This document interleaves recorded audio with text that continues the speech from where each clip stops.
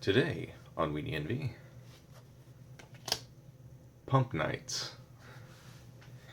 Specifically during the Ice Age and Fallen Empire's era of Standard, Knight of Stromgald and Order of the Open Hand were very, very difficult to get rid of.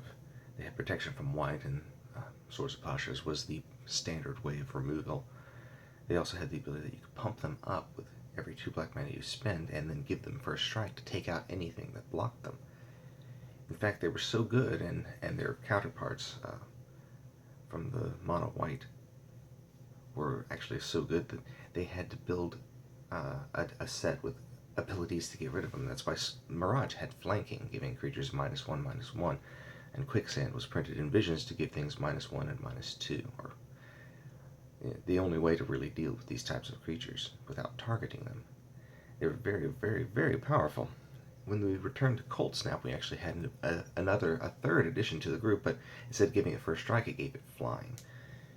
But these cards were so powerful that they influenced a lot of decks. They actually brought up the Necropotence deck, and made it so powerful because of all the damage you could deal. You could block just about anything, pump it up, and give it first strike, or block with several of them and give them all first strike just to kill whatever they needed to block.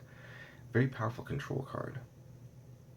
Another neat thing, this edition of Order of the Open Hand from Fallen Empires, they used to have multiple artworks on cards. This was before singleton formats became so prevalent, like Tiny Leaders and Commander.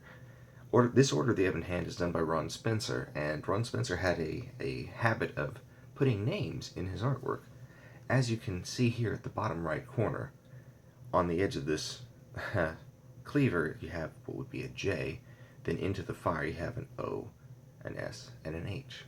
So this is for Josh.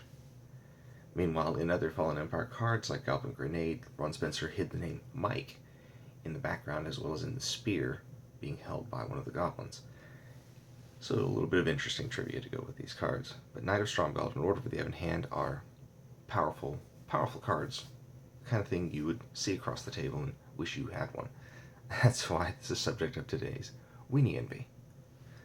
I hope this has inspired you to look at cards a little bit differently and understand what makes them so strong.